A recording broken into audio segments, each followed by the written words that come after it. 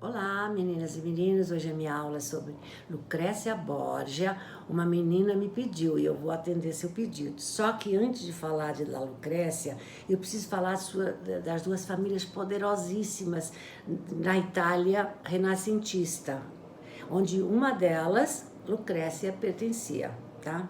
Eram os Borgias e os Sforza. Tá? Os Borgia eram uma família ítalo-espanhola que, para ter o controle da Itália, apelou para o uso do suborno, extorsão e até assassinatos. Lucrécia era filha de Rodrigo Borgia, que em 1492 se tornou papa com o nome de Alexandre VI. Ele foi papa até sua morte em 1503. Rodrigo, seu pai, pai de Lucrécia, nasceu em Valência, que na época pertencia ao reino de Aragão. Esse Rodrigo teve também outras acusações, principalmente foi acusado de praticar simonia. Que era simonia? Era o ato de vender favores divinos, bênçãos e cargos eclesiásticos e etc. Uma parte, a prática de simonia no final da Idade Média foi uma das razões que levou Martim Lutero a escrever as suas 95 teses e a rebelar-se contra a autoridade papal, a autoridade de Roma, tá? Mas voltando a Rodrigo Borgia, o Papa Alexandre VI, como eu falei, ele virou Papa e era pai, né, de vários filhos, com a sua amante Vanossa. E esse César Borgia era um dos seus filhos, tá? Teve outros, né? Bom, então o Papa colocou o César como cardeal, mesmo ele não tendo nenhuma vocação religiosa, tá? E também nomeou vários sobrinhos para cardeais, tá? Bom, esse César Borgia, filho de Rodrigo, o Papa, foi a inspiração para o livro O Príncipe de Nicolau Maquiavel, que o viu como um modelo para os governantes da época.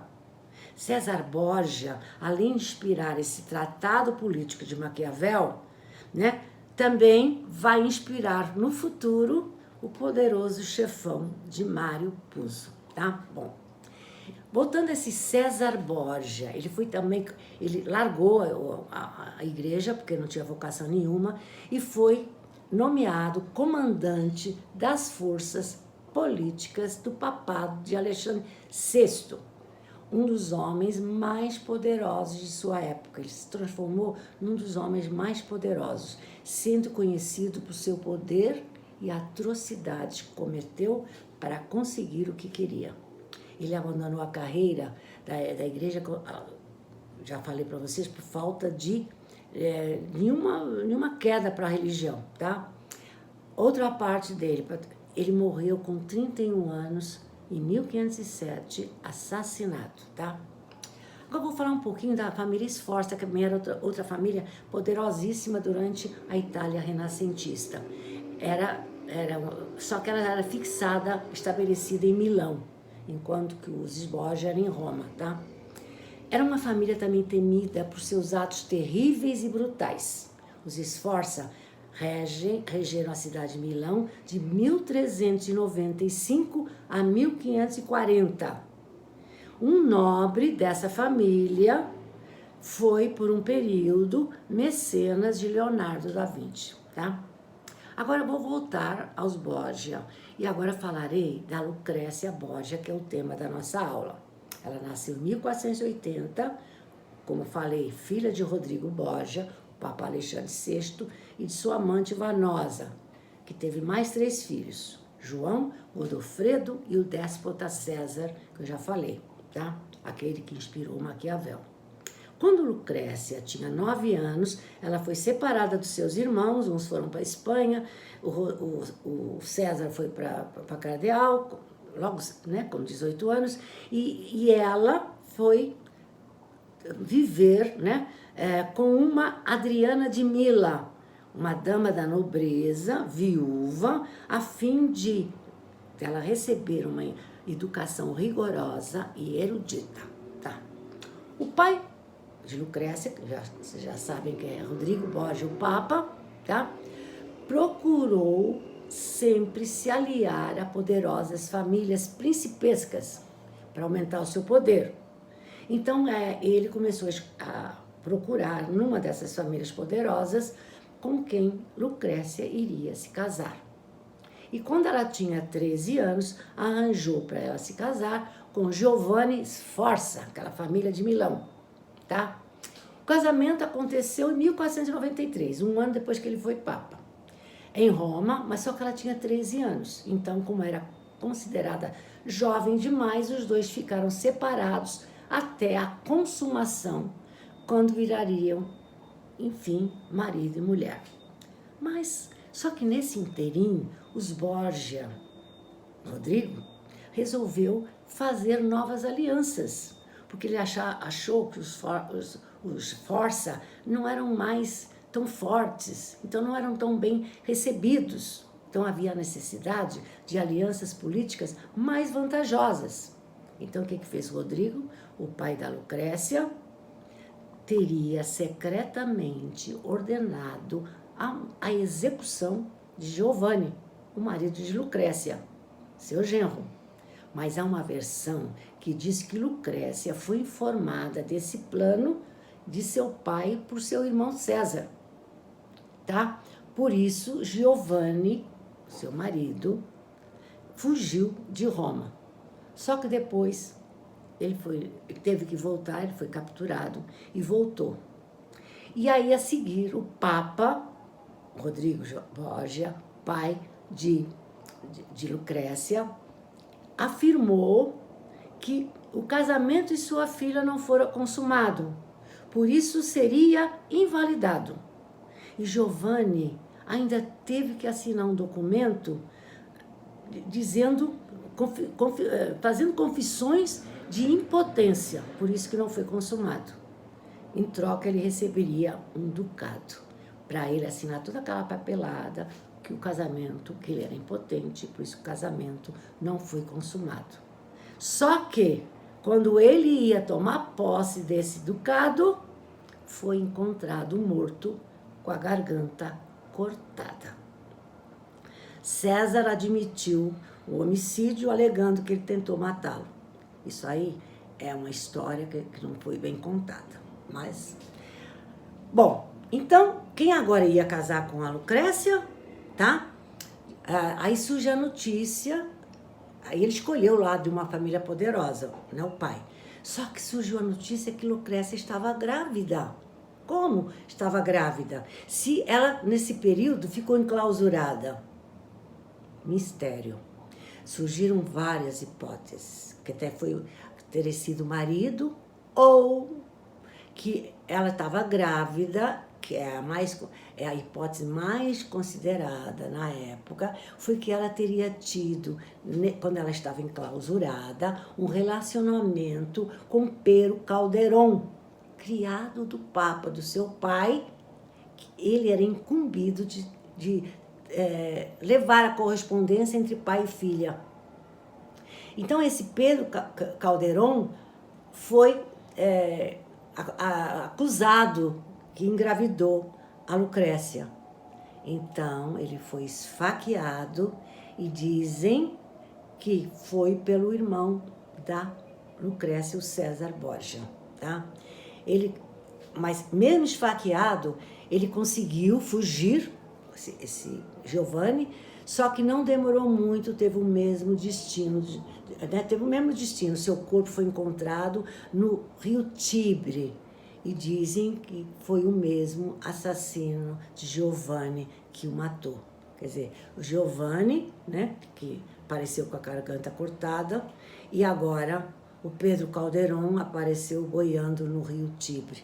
Então, o que está escrito é que foi o mesmo assassino que matou os dois, tá? Bom, mas ela estava grávida e essa criança nasceu,